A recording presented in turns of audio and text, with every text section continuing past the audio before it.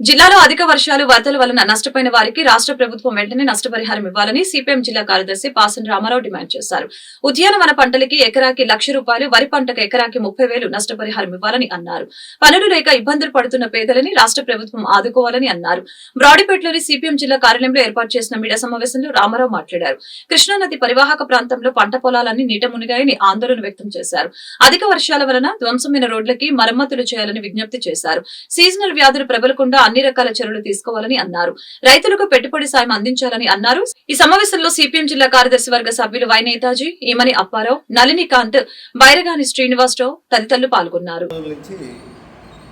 వర్షాలు విపరీతంగా కురుస్తున్నాయి, వరదలు వచ్చినాయి. కనీవిని ఇరిగిన రీతిలో ఇటీవల కాలంలో వరదలు రావడం వల్ల మన జిల్లాలో లోతట్టు ప్రాంతాలన్నీ జలమయమైపోయి అన్ని పట్టణాల్లోనూ పేదలు నివసించే కాలనీలన్నీ మునిగిపోయాయి. ఈ వరదలు రావడం వల్ల తాడేపల్లి పక్కనే ఉన్నటువంటి సుందరయ్య నగర్లో 3,000 ఇళ్ళు కరకట్టకు లోన ఉన్నటువంటి ఇళ్ళని మునిగిపోయినటువంటి పరిస్థితి ఉంది. అదే కాదు, తాడేపల్లి రూరల్ మండలం, దుగ్గిరాల మండలం, తుళ్ళూరు మండలం, మంగళగిరి రూరల్ మండలంలో ఇవన్నీ కృష్ణానది పరివాహక ప్రాంతంలో లంక భూములన్నీ మునిగిపోయాయి. అదొక్కటే కాదు, అరటి, పసుపు, కంద, నిమ్మ, అదేవిధంగా ఆకుకూరలు, కూరగాయలు, ఈ తోటలన్నీ మునిగిపోయింది. పసుపుకి అయితే ఇప్పటికి ₹1,40,000 ఖర్చు పెట్టారు. ₹60,000 కౌలు, 2 లక్షలు ఖర్చు పెట్టారు.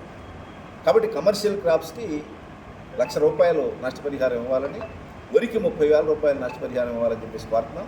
మన జిల్లాలో 1,00,000 ఎకరాల్లో పంట దెబ్బతింది.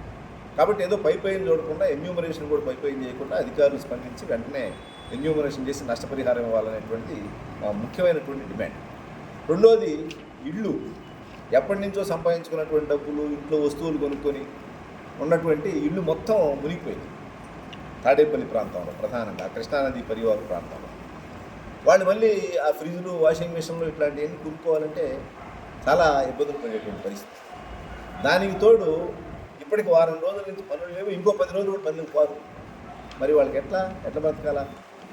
ప్రభుత్వం ఏదో బియ్యం ఇచ్చి చేతులు దుక్కుకోవడం కాకుండా వెంటనే వాళ్ళకి నగదు రూపంలో కూడా సహాయం చేయకపోతే వాళ్ళు బ్రతికేటువంటి పరిస్థితి కాదు.